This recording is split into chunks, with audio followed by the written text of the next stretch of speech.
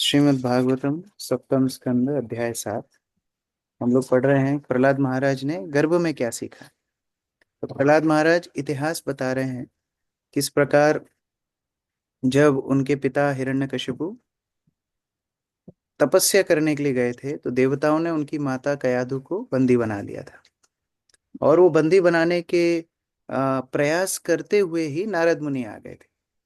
नारद मुनि ने उपदेश दिया कि किस प्रकार जो गर्भ में बालक कयाधु के है वो असुर नहीं है वरन भक्त है। और देवता नारद मुनि की बात मान के कयाधु की प्रदक्षिणा करते हैं, ससम्मान कयाधु को छोड़ देते हैं। नारद मुनि कयाधु को अपने आश्रम में लाते हैं और उपदेश देते हैं। श्लोक संख्या 15 से आगे। ऋषि कारुणे कस्तस्य प्रादात् उभयम् ईश्वरा धर्मस्य तत्त्वं ज्ञानं च मामपि उद्दिश्य निर्मलम्। पिंकी मलिक माता जी। श्री नारद मुनि ने मुझे गर्भ में स्थित रहते हुए तथा उनकी सेवा में लगी मेरी माता दोनों को उपदेश दिया। क्योंकि वे स्वभाव से ही पतितों पर अत्यंत दयालु हैं, अतः अपनी दिव्य स्थिति के कारण उन्होंने धर्म तथा दिव्य ज्ञान के विषय में उपदेश दिए। ये उपदेश समस्त भौतिक कलमश से रहित थे। तो नारद मुनि वस्तुतः अगर केवल कयादु की रक्षा भी करते और उनको केवल अपने आश्रम में ही ला करके रखते तो भी चलता। लेकिन वैष्णव लोग स्वभाव से दयालु होते हैं और इस कारण से वो लोग उपदेश देते हैं धर्म संबंधी। जैसे कई बार हम देखते हैं हमारे जो भक्त लोग होते हैं सब्जी खरीदने जाते हैं, सब्जी वाले को प्रचार करने लगते हैं। अब जरूरी नहीं है सब्जी वाले सब्जी लेके पैसा देके हम वापस आ सकते हैं, लेकिन प्रचार करने लगते हैं। यहाँ तक कि मैंने तो देखा एयरपोर्ट पे जो सिक्योरिटी होती है वो जब आप ऐसे खड़े होते हैं और वो ऐसे स्कैनर से नापता है ना, वो उतना 10 सेकंड में भक्त लोग बोलते हैं आपके मंदिर आते हैं, हमारा मंदिर है इस सिटी में। तो ये भक्तों का दयालु स्वभाव है कि जिसको भी देखते हैं उनको प्रचार करते हैं। नारद मुनि कयादु को तो प्रचार कर ही रहे हैं, लेकिन वो ये भी देख रहे हैं कि कयादु के गर्भ में एक महान वैष्णव जन्म लेगा। ये जो जीव गर्भ में है इसका भी मुझे उद्धार करना है। तो ये वैष्णवों का दयालु स्वभाव होता है, वो किसी को भी नहीं छोड़ते। जहां भी संभावना दिखती है वहां प्रचार करने का प्रयास करते हैं।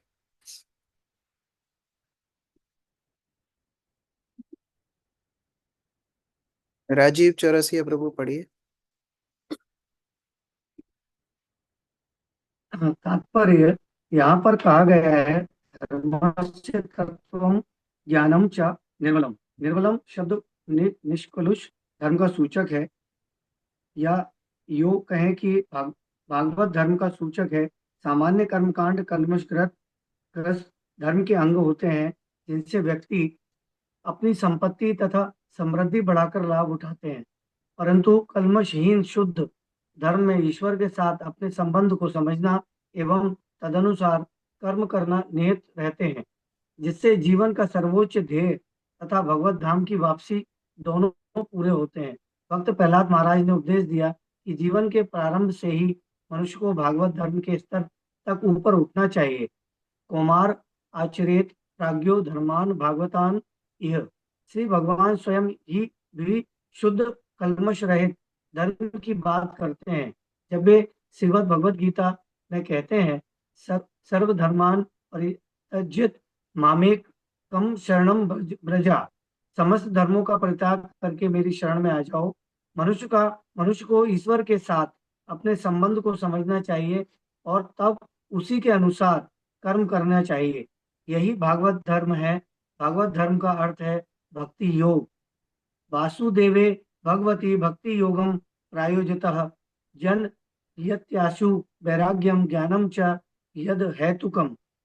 पूर्ण पुरुषोत्तम भगवान श्री कृष्ण की भक्ति करके मनुष्य तुरंत ही अहेतुक ज्ञान तथा संसार से विरक्ति प्राप्त कर लेता है। शुद्ध धर्म के पद पर स्थित होने हेतु मनुष्य को वासुदेव श्री कृष्ण से संबंधित भक्ति करनी चाहिए।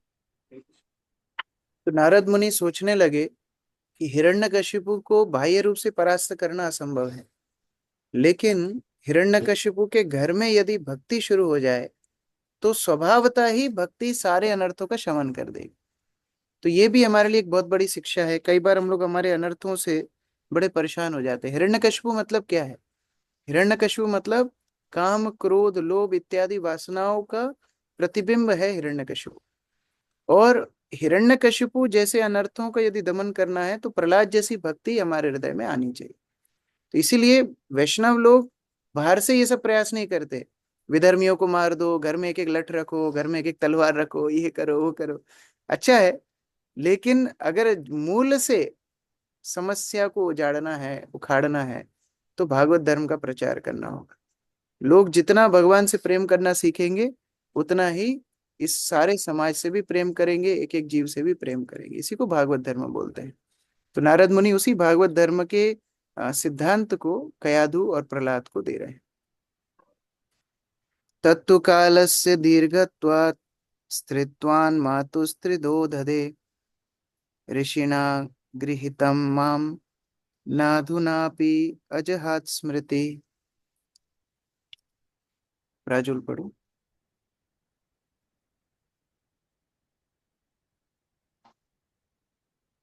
अधिक काल बीत जाने तथा स्त्री होने के अकल्पज होने के कारण मेरे माता उन समस्त उपदेशों को भूल गई, किंतु श्री नारद मुनि ने मुझे आशीर्वाद दिया था, अतएव मैं नहीं भूल पाया। तो दो बातें हैं। एक तो कयाधु बहुत ज्यादा चिंतित थी कि हिरण्यकशिपु कब आएंगे, कहीं देवता आक्रमण ना कर दें, फिर पुनः मुझे बंदी ना बना लें। तो जब व्यक्ति का ध्यान बटा हुआ होता है, जब व्यक्ति डिस्ट्रैक्टेड होता है, तो कृष्ण कथा हृदय में प्रवेश नहीं करती। वो शरीर उसका बैठा हुआ है, लेकिन मन उसका चारों दिशाओं में भाग रहा है। तो नारद मुनि जैसे महान भक्त की संगति में भी वो लाभ नहीं उठा पाएगा, अगर मन उसका स्थायी नहीं। दूसरी बात, कालांतर में व्यक्ति उपदेशों को भूल जाता है, और कलयुग में तो विशेषता भूल जाता है। अभी मैं कुछ दिन पहले ही बेस गया था, तो कुछ इसका है कि भक्त वहां थे। तो मैं उनको पूछ रहा था कि मैंने एक टॉपिक पे क्लास दी थी, taking pleasure in other success, याद है क्या? किसी को याद नहीं थी। और ठीक 1 साल पहले पूरा 2.5 घंटा हमने वो क्लास की गुरु महाराज क्वार्टर्स में। हमने एक एक वो एक लेटर भी लिखवाया था फॉल्स ईगो के ऊपर, सबको सब एक्सरसाइज करवाई थी। लेकिन कलयुग का ये फायदा भी है, एक्चुअली प्रचारकों के लिए बहुत फायदा है।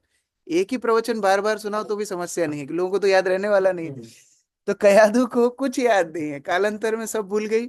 और चिंतित तो थे ही, पति से आसक्त थी, तो सब कुछ भूल गई। लेकिन प्रहलाद को सब कुछ याद था, क्योंकि वो एकाग्रता से सुन रहा था। कारण बहुत सारे हैं। एक तो गर्भ में शिशु वैसे ही समस्या में रहता है, तो गर्भ में स्मरण करना भगवान को आसान होता है। समस्याओं में कई बार भगवान की भक्ति करना ज्यादा आसान होता है। तो नारद मुनि का आशीर्वाद विशेष रूप से प्रहलाद को मिला, और इसीलिए वो भगवान संबंधित उपदेशों को स्मरण रख पाए। अनिकेत प्रभु पढ़ो। तात्पर्य, भगवत गीता में भगवान कहते हैं, अनम्यूट कर लो।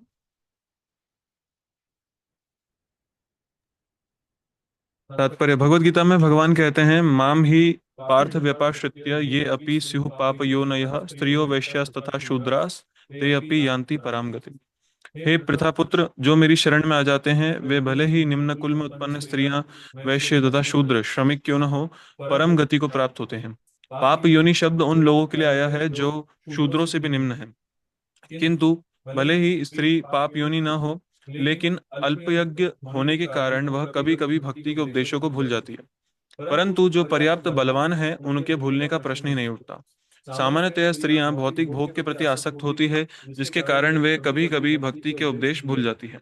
किंतु चाहे वह स्त्री ही क्यों ना हो, यदि विधिवत भक्ति का पूर्ण अभ्यास करती है तो भगवान के ही कथन के अनुसार वह भगवत धाम वापस जा सकती है। ते अपि यान्ति पराम गति। इसमें कोई आश्चर्य की बात नहीं। मनुष्य को भगवान की शरण ग्रहण करके विधि विधानों का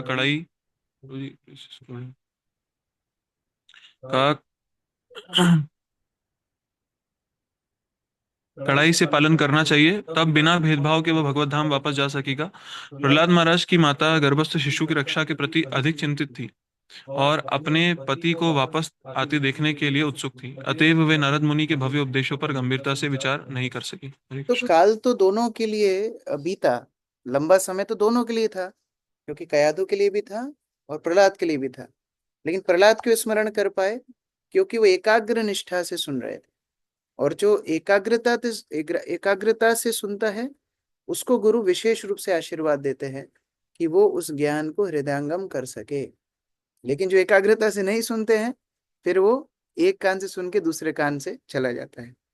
गुरु महाराज एक उदाहरण देते थे कि एक बार एक मूर्तिकार एक राजा के पास आया, और वो मूर्तिकार 3 मूर्तियां लेकर के आया।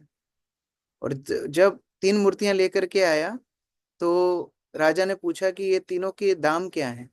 एकदम ठीक ठीक एक जैसी दिखने वाली तीनों मूर्तियां थी। तो एक बार एक एक मूर्ति का दाम वो मूर्तिकार बताता है, ये 100 रुपए की है। दूसरी मूर्ति बताता है ये 200 रुपए की है। और तीसरी मूर्ति बताता है ये करोड़ों रुपए की है। तो राजा बोलने लगा, अरे ये तीनों में अंतर क्या है? तो मूर्तिकार बोलता है, मैं बताता हूँ अंतर क्या है। तो पहली मूर्ति में उसने एक तार डाला एक कान से, वो दूसरे कान से तार बाहर निकला।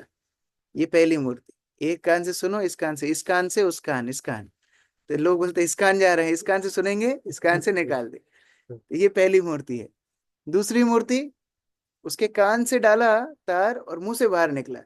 तो वो सुनता है दूसरों को उपदेश देने के लिए। चलो पॉइंट्स लिख लेता हूँ, ये मैं मेरे लेक्चर में बताऊंगा। तो ये होता है दूसरा कैटेगरी। लेकिन तीसरा कैटेगरी, उसने कान से डाला तार और वो सीधा हृदय में चला गया। तो वास्तविकता में श्रवण को हृदय तक पहुंचने के लिए एकाग्रता, जब हम एकाग्रता से सुनेंगे तो गुरु वो आशीर्वाद देते हैं कि ज्ञान याद रहे। जो भगवत ज्ञान, संबंध ज्ञान हम गुरु से सीख रहे हैं, वो हमारी रक्षा करे भौतिक संसार से बचने में। भवतामपि भूयन में यदि श्रद्धा ददे बचा, वै सारदि श्रद्धात स्त्री बालानां च मे यथा। प्रतिभा माता जी। भक्त प्रहलाद महाराज ने कहा, हे मित्रों, यदि तुम मेरी बातों पर श्रद्धा करो तो तुम भी उसी श्रद्धा से मेरे ही समान दिव्य ज्ञान को समझ सकते हो। भले ही अभी तुम सभी छोटे छोटे बालक हो, इसी प्रकार एक स्त्री भी दिव्य ज्ञान को समझ सकती है और यह जान सकती है कि आत्मा क्या है तथा भौतिक पदार्थ क्या है। हरे कृष्ण।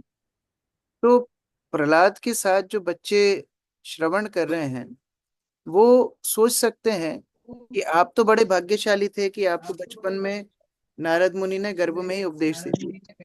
हम तो इस तरह भाग्यशाली नहीं है, तो हमें कैसे वो कृपा मिलेगी? क्या हम भक्ति कर पाएंगे कि नहीं?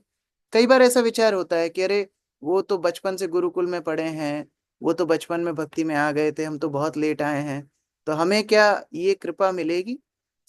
नारद मुनि की कृपा प्रहलाद के माध्यम से उन असुरी बालकों को मिल रही है।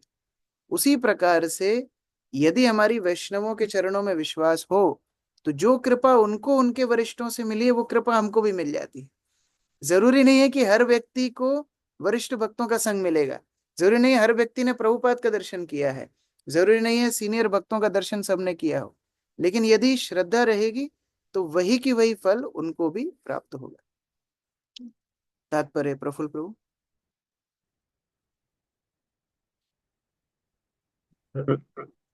प्रहलाद महाराज के ये शब्द परंपरा से चले आने वाले ज्ञान के प्रसंग में अत्यंत महत्वपूर्ण है। प्रहलाद महाराज अपनी माता के गर्भ में शिशु रूप में रहते हुए भी नारद के शक्तिशाली उपदेश को सुनकर परम शक्ति के अस्तित्व के विषय में पूर्णतः आश्वस्त थे और समझ गए थे कि किस प्रकार भक्ति योग द्वारा जीवन सिद्धि प्राप्त की जाती है। आध्यात्मिक ज्ञान के विषय में अत्यंत महत्वपूर्ण ज्ञातव्य है। यस्य देवे परा भक्ति यथा देवे तथा गुरु तस्येति कथिता अर्था प्रकाशन्ते महात्मनः। जो महापुरुष भगवान तथा गुरु दोनों पर निश्चित श्रद्धा रखते हैं और उन्हें वैदिक ज्ञान का सारा आशय स्वतः प्रकट हो जाता है। अतः श्री कृष्णमादि न भवेत ब्राह्मण।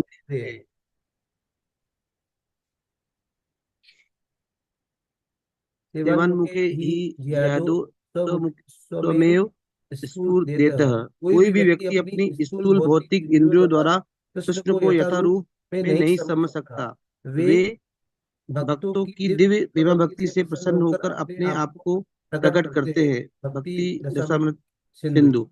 भक्त्या माम अभिजानाति यावान यह च अस्मि तत्त्वः ततो माम तत्त्वतः ज्ञात्वा विस्तरे तदनन्तरम्। मनुष्य परम पुरुष को उनके यथा रूप में केवल भक्ति द्वारा समझ सकता है, और जब वह ऐसी भक्ति से परमेश्वर की पूर्ण भावना में होता है तो वह भगवत धाम में प्रवेश कर सकता है। भगवद गीता 18.55। ये वैदिक आदेश है। मनुष्य को गुरु के शब्दों में पूर्ण श्रद्धा होनी चाहिए और भगवान में भी ऐसी श्रद्धा होनी चाहिए। तब आत्मा तथा परमात्मा का असली ज्ञान एवं भौतिक पदार्थ तथा आत्मा के मध्य का अंतर स्वतः प्रकट हो जाएगा। आत्म तत्व तथा आध्यात्मिक ज्ञान भक्त के अंतस्थल में प्रकट होगा, क्योंकि उसने प्रहलाद महाराज जैसे महाजन के चरण कमलों की शरण ले ली है। तो ये परंपरा का फर्क है। परंपरा के माध्यम से आसुरी बालकों को कृष्ण भक्ति का ज्ञान प्राप्त हो रहा है, और दोनों के ऊपर विश्वास महत्वपूर्ण है। यस्य देवे परा भक्ति यथा देवे तथा गुरु। यदि परा भक्ति प्राप्त करना है, मिश्रित भक्ति जीव इधर उधर से भी प्राप्त कर सकता है। थोड़ा शास्त्र पढ़ लिया, सीख गए, चलो मंदिर जाना है, भागवत पढ़ना चाहिए, नाम करना चाहिए, भक्ति मिश्रित रूप से तो फिर भी व्यक्ति पालन कर सकता है। लेकिन परा भक्ति, केवल भक्ति, शुद्ध भक्ति, ये दोनों के ऊपर विश्वास होना चाहिए, गुरु के ऊपर भी, भगवान के ऊपर। और यथा देवे तथा गुरु, जितनी श्रद्धा भगवान के ऊपर है उतनी ही श्रद्धा गुरु के ऊपर होना चाहिए। जितने सम्मान से हम भगवान का नाम लेते हैं उतने सम्मान से गुरु का नाम लेना चाहिए। जितने सम्मान से भगवान के लिए हमारा हृदय व्याकुल होता है उतने ही सम्मान से, उतने ही आसक्ति से गुरु के लिए व्याकुल होना चाहिए। और जब ऐसा होगा तब उनके हृदय में सारा भगवत ज्ञान प्रकाशित हो जाएगा। इसलिए हम लोग रोज गाते हैं, श्री गुरु चरण पद्म केवल भक्ति सत्मा। केवल भक्ति मतलब शुद्ध भक्ति। बस आरती माता जी पढ़िए। इस श्लोक में आगत भूयास शब्द का अर्थ है जो हो सो लिया जा सकता है। भक्त प्रहलाद महाराज अपने सहपाठियों को यह कहकर आशीर्वाद देते हैं कि तुम भी मेरे समान श्रद्धावान बनो, प्रामाणिक वैष्णव बनो। प्रत्येक भगवत भक्त चाहता है कि प्रत्येक व्यक्ति कृष्ण भावनामृत ग्रहण करे, किंतु दुर्भाग्यवश कभी कभी लोगों को गुरु शिष्य परंपरा से चले आ रहे गुरु के शब्दों में प्रगाढ़ श्रद्धा नहीं होती, अतः वे दिव्य ज्ञान को समझ पाने में अक्षम रह जाते हैं। गुरु को भक्त प्रहलाद महाराज की भांति वैद्य गुरु शिष्य परंपरा की श्रेणी में ही होना चाहिए, जिन्होंने श्री नारद मुनि से ज्ञान प्राप्त किया। यदि असुरों के पुत्रों अर्थात भक्त प्रहलाद महाराज के सहपाठियों को भक्त प्रहलाद से सत्य का पाठ सीखना होता है तो वह निश्चित रूप से दिव्य ज्ञान से पूर्णतः अवगत हो गए होते। वह शारदीय धीर शब्द पूर्ण पुरुषोत्तम भगवान विषयक बुद्धि को सूचित करने वाले हैं, क्योंकि वे आध्यात्मिक अत्यधिक दक्ष हैं। परमेश्वर ने अपने दक्ष ज्ञान से अद्भुत ब्रह्मांडों की सृष्टि की है। अत्यंत दक्ष हुए बिना कोई भी परम दक्ष पटु की दक्ष व्यवस्था को समझ नहीं सकता। किंतु यदि कोई इतना भाग्यशाली हो कि उसे ब्रह्मा जी, शिव जी, माता लक्ष्मी या कुमारों से चली आ रही गुरु शिष्य परंपरा को प्रामाणिक गुरु मिल जाए तो वह इसे समझ सकता है। ज्ञान तथा अध्यात्म के ये चार संप्रदाय क्रमशः ब्रह्म संप्रदाय, रुद्र संप्रदाय, श्री संप्रदाय तथा कुमार संप्रदाय कहलाते हैं। संप्रदाय विहीना ये मंत्रास्ते निष्फला मताः। ऐसे संप्रदाय या परंपरा से प्राप्त भगवत ज्ञान मनुष्य को प्रबुद्ध कराने वाले हैं। यदि मनुष्य परंपरा मार्ग का अनुसरण नहीं करता तो उसके लिए पूर्ण पुरुषोत्तम भगवान को समझ पाना असंभव है। यदि कोई परंपरा में श्रद्धा के साथ भक्ति द्वारा परमेश्वर को समझता है और फिर आगे बढ़ता है तो वह ईश्वर के प्रति अपने स्वाभाविक प्रेम को जागृत करता है, तब जीवन में उसकी सफलता निश्चित है। यहाँ पर अभी एक और महत्वपूर्ण सिद्धांत प्रभुपाद बता रहे हैं। देखिए, गुरु शिष्य के पास नहीं आते कि आओ मुझसे दीक्षा लो, मुझसे उपदेश लो, मेरी पूजा करो। पहली बात तो शिष्य ही गुरु के पास जाता है कि मैं आपका आश्रय लेना चाहता हूँ, मैं आपसे दीक्षा लेना चाहता हूँ, मैं आपसे शिक्षा लेना चाहता हूँ। और उसके बाद वही शिष्य वो गुरु के ऊपर विश्वास नहीं रखता, तो घाटा किसका है? गुरु को तो वैसे भी शिष्य नहीं चाहिए, वो तो अपने गुरु की सेवा करने में वो संतुष्ट है। शिष्य को गुरु चाहिए, और वही शिष्य गुरु के ऊपर विश्वास नहीं करता, उनके उपदेशों को नहीं मानता, तो कितना बड़ा दुर्भाग्य उस शिष्य का है। तो अगर वास्तव में वो कृष्ण भक्ति को चाहता है तो परंपरा के ऊपर, गुरु के ऊपर अटूट विश्वास शिष्य का होना चाहिए। और जब इस तरह विश्वास होगा तो सारे उपदेशों को समझ पाएंगे। तो अभी प्रहलाद महाराज ने फाउंडेशन बैकग्राउंड बना दिया प्रचार करने का। उन्होंने बताया किस प्रकार उनको कृष्ण भक्ति मिली। इससे उन्होंने ये सिद्ध किया कि कृष्ण भक्ति के लिए कोई भी योग्यता नहीं चाहिए। गर्भ में मैं भक्ति कर सकता हूँ, तो तुम तो फिर 5-6 साल के बच्चे हो, और मैं भी असुर परिवार में जन्म लिया, तुम भी असुर परिवार के हो, मैं भी उसी स्कूल में हूँ, तुम भी उसी स्कूल में हो, तो मैंने तो और कठिन परिस्थिति में भक्ति सीखी थी गर्भ के अंदर, तुम तो फिर भी और आराम में बैठे हो, भक्ति कर सकते हो। इसका मतलब भक्ति के लिए कोई पूर्व योग्यता नहीं चाहिए। दूसरा, अगर उस ज्ञान को सुन तो तुम लोगे, लेकिन अगर उस ज्ञान को हृदय तक पहुंचाना है और पूरे जीवन स्मरण रखना है, तो गुरु के शब्दों पर पूर्ण विश्वास होना चाहिए। इतना बैकग्राउंड बनाने के बाद अब प्रहलाद महाराज 18वें नंबर से अपना उपदेश शुरू कर रहे हैं, जो उन्होंने गर्भ में सीखा। ठीक जिस प्रकार भगवत गीता में भगवान अर्जुन को आत्मा के ज्ञान से अपना प्रवचन शुरू करते हैं, यहाँ पर भी वही शिक्षाएं हैं, किस प्रकार हम देह से भिन्न है और जीव का कर्तव्य किस प्रकार भगवत भक्ति करना है। हरे कृष्ण। ग्रंथराज श्रीमद् भागवतम की जय, प्रभुपाद की जय। किसी का कोई प्रश्न है? भुवन मोहिनी माता जी। हरे कृष्णा प्रभु जी, दंडवत प्रणाम। प्रभु जी, सुबह से मोबाइल लेके बैठी थी कि जैसे ही आपकी क्लास होगी स्टार्ट कर दूंगी, और चैंटिंग करने में मेरा समय ही निकल गया, आज क्लास नहीं सुन पाई। पर मेरा एक क्वेश्चन था कि ये जो प्रकृति है, जैसे आपने कल बताया कि, और हम भागवतम में भी पढ़ते हैं कि एक्चुअली कुछ भी भौतिक नहीं है, सब भगवान की आध्यात्मिक प्रकृति है ना। और हम भी भगवान की आध्यात्मिक प्रकृति ही है। तो जैसे पुरुष, प्रकृति और जीव, तो प्रकृति आध्यात्मिक है, फिर जब हम इस भौतिक प्रकृति में आते हैं तो ये भौतिक कैसे हो जाती है कि हम अपनी इंद्रिय तृप्ति के लिए उपयोग करना चाहते हैं। प्रकृति भौतिक नहीं होती। कई बार हम लोग प्रवचनों में भी सुनते हैं, और कई बार लोग ड्रामा वगैरह में भी दिखा देते हैं, माया देवी आई, माया देवी ने प्रलोभित कर दिया, माया देवी पकड़ के ले गई। वास्तव में माया हमारी शत्रु नहीं है। गुरु महाराज प्रवचन में बता रहे थे एक बार, माया हमारी शत्रु नहीं है। माया तो प्रयास कर रही है हमको भगवान तक ले जाने के लिए, हम हमारे शत्रु हैं। सबसे बड़ी बात यह है कि हम जब भौतिक संसार में आते हैं तो हम प्रकृति को भिन्न रूप से भगवान को देखते हैं। तो भिन्ना प्रकृति अष्टधा का एक और मतलब है कि हम प्रकृति को भगवान से भिन्न देख रहे हैं, इसलिए वो माया रूप में कार्य कर रही है। जब हम उसको भगवान से संबंधित देखने लगेंगे तो हर वस्तु आध्यात्मिक हो जाएगी। तो दोष प्रकृति का नहीं है, हमारी चेतना का है। तो इस हिसाब से प्रकृति यदि हम देखें, प्रकृति और जीव दोनों ही भगवान की ही शक्ति है ना, तो बिल्कुल दोनों समान स्तर पर है। नहीं, प्रकृति प्रकृति क्योंकि जीव उसको भौतिक दृष्टि से देखता है, प्रकृति भौतिक अवस्था में जीव से निकृष्ट है, अपरा है। और जब जीव उस प्रकृति को भगवान से संबंध में देखेगा, अब वो परा प्रकृति हो जाएगी, वो जीव से भी उत्कृष्ट हो जाएगी, वो भगवान से मिलाने में उसको मदद करेगी। तो उसको परा प्रकृति अपरा प्रकृति बोलते हैं। तो यदि जब भौतिक प्रकृति है, जब वो अपरा शक्ति है, तो उस समय जीव तो भगवान की तटस्था शक्ति है ना। तो वो जब प्रभुत्व जताने की कोशिश करता है प्रकृति पर, तो क्योंकि वो हमसे नीचे है इसलिए हम प्रभुत्व जताने की कोशिश करते हैं। हाँ, जैसे कभी कभी ऐसा होता है ना कि कोई कोई बच्चा है, और वो बच्चा चाहता है कि मैं कोई ऊंचे स्थान पे चढ़ जाऊं, तो माता क्या करती है कि स्टूल लगा देती है, वो स्टूल पे पैर रख के चढ़ जाता है, उसको लगता है मैं इतना ऊपर चढ़ गया, लेकिन उसका सामर्थ्य नहीं था चढ़ने का। उस प्लेटफॉर्म को लोअर डाउन किया माता पिता ने, जिससे वो चढ़ जाए। उसी प्रकार से जैसे कभी कभी कोई सामान को ऐसे लेकर के माता पिता बच्चों के साथ खेलते हैं, वो लोग उचकते हैं, फिर वो रोने लगता है तो वो नीचे करके दे देते हैं लोग।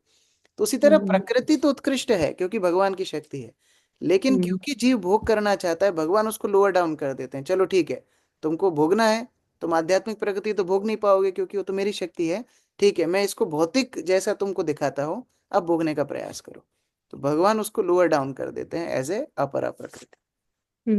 तो इस तरह से हमारा प्रभुत्व जताना गलत क्यों है फिर? गलत इसलिए है क्योंकि हमारे स्वभाव से भिन्न है। जैसे मछली जल में रहेगी, उसके स्वभाव है। मछली बोले कि मैं तो मॉडलिंग करूंगी, ड्रेस पहनकर कैट वॉक करूंगी, तो नहीं चलेगा, वो गड़बड़ हो जाए। तो ये समस्या प्रकृति में नहीं है, समस्या जीव के भोग में नहीं है, समस्या उसके स्वभाव से विपरीत जाने में है। अगर वो अपने स्वभाव से विपरीत जाएगा कभी प्रसन्न नहीं होगा। ये मेन बात है, क्योंकि जीव का स्वरूप है कृष्ण की सेवा करना, वो मुख्य बात है। थैंक यू सो मच प्रभु। हरे कृष्ण। विपिन प्रभु। हरे कृष्ण प्रभु जी, दंडवत प्रणाम। प्रभु जी, इसमें जैसे एक जगह लिखा हुआ है कि उनकी माता अधिक चिंतित थी उनके शिशु के लिए और उनके पति के लिए। मन, इसमें लिखा है मन को एकाग्र करके सुनेंगे तभी। तो ये तो सभी हमारे साथ भी है कि चिंताएं तो बहुत सारी अलग अलग रहती है दिमाग में, और ना ही मन एक मिनट के लिए भी एकाग्र नहीं रहता। ये प्रभु हम लोग तो ऐसे एक अपराध हो रहा है ना, सुन रहे हैं और याद। ये अपराध नहीं है, वास्तव में अपराध नहीं है, लेकिन अगर हम लंबे समय तक उसको स्मरण रखना है तो एकाग्रता धीरे धीरे बढ़ानी चाहिए।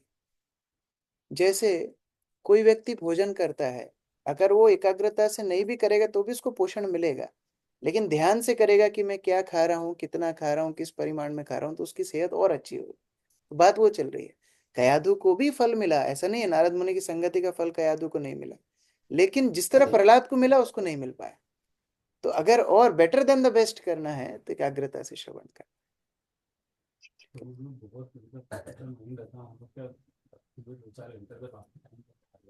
यार बहुत हो गया, 2-4 घंटे तो बहुत हो गया। लव मात्र साधु संग सर्व सिद्धि होय। जितना हो रहा है उतना प्रयास करना चाहिए। भक्ति में ना आशा का पथ होना चाहिए, आशा होना चाहिए, आशाबद्ध हमारे आचार्य बताते हैं। तो हमारा गंतव्य बहुत दूर है, गंतव्य हमारा हो सकता है भगवत धाम अभी बहुत दूर दिख रहा है, लेकिन ये पथ ऐसा है कि जितना आप बढ़ोगे वो तो कभी क्षय नहीं होगा। तो मान लो आज हम आज गंभीर हुए, 5 मिनट के लिए भी गंभीर हुए, तो वो यात्रा परमानेंट हो गई, वो लॉक हो गया। अभी जब अगली बार गंभीर हो गए तो वहीं से आगे बढ़ना है। भौतिक संसार में क्या होता है, जितना एंडेवर किया फिर बीच में छोड़ दिया तो दोबारा से शुरू करना हो, लेकिन भक्ति में जितना आगे बढ़े हैं अब वहीं से आगे बढ़ेंगे। इसलिए आशा का पथ है। जब जिस दिन मूड अच्छा है उस दिन ज्यादा पढ़ो, जिस दिन ज्यादा अभी शरीर स्वस्थ है, घर में सब ठीक है, तो और अच्छे से भक्ति करो। तो जितना स्लॉट्स मिलते हैं उसमें फिर अपनी भक्ति को गंभीरता से करना चाहिए, और फिर धीरे धीरे धीरे उसका परिमाण बढ़ता जाए। छह बजे सोचा था आने का, मैं आया लेट, सीधा ऑफिस से आया और लेट हो गया। एक बार तो मन में लगता है कि मैं आज सोचा था जल्दी आ जाऊंगा। आप ये सोचो, कम से कम मैं आया तो सही। मेरा छूट ही जाता है हरिनाम संकीर्तन में जाना, प्रचार करने में जाना, भगवान ने मुझे मौका दिया आने के लिए। तो ये भक्त का विश्वास होना चाहिए कि मैं नहीं कर रहा हूं, करता हम इति मन्यते नहीं, भगवान करता है। मैं प्रार्थना किया और मुझे भगवान ने फिर भी मौका दिया इस सेवा में भाग लेने का, इसलिए थैंक यू कृष्ण, मैं कृतज्ञ। आज मैं प्रार्थना कर रहा था भगवान से, भगवान आप समय हो, मैं तो समय नहीं हूँ, मैं समय को कंट्रोल नहीं कर सकता, आप कर सकते हो। तो अभी आप मैनेज करो कैसे आपकी सेवा जल्दी हो जाए और मैं क्लास के लिए भी टाइम पे पहुंच जाऊं। मैं उनको ही प्रार्थना कर रहा था, तो मुझे दुख नहीं हुआ। और अगर मैं सोचता मैं टाइम मैनेज करूंगा, देखो मैं टाइम पे आ जाऊंगा, मैं वहां भी निपटा दूंगा यहाँ भी निपटा दूंगा, तो मुझे दुख होता कि देखो मैं लेट हो गया। अभी जब मेरा मैं करता हूं ही नहीं, मैं तो भगवान के ऊपर आश्रित हूँ, मैं उनसे प्रार्थना कर रहा हूँ कि आप व्यवस्था करो कि मैं कैसे करूँ, मैं आपकी भक्ति करना चाहता हूँ। तो फिर कभी निराशा नहीं आएगी, आशा ही आशा आएगी। विनोद प्रभु। हरे कृष्ण प्रभु, दंडवत प्रणाम। प्रभु जी, एक विचित्र घटना है, मैं थोड़ा कहना चाहता हूँ। एक अपने डिवोटी है इस्कॉन मंदिर के ही, दिलीप प्रभु जी, जो अपने साथ में आकर के उन्होंने माला और सब ग्रहण किया था। तो वो 16 माला भी करते हैं प्रभु जी, पर परेशानी ये है कि उनकी मिसेज उनकी कंठी माला भी तोड़ देती है, उनकी माला भी छपा के रख देती है, और बोलती है कि ये कृष्ण कृष्ण मत करो और ये गलत बात है। तो अब वो रोज लड़ाई झगड़े उनके घर में होते हैं, तो हमसे कहते हैं कि प्रभु क्या करें।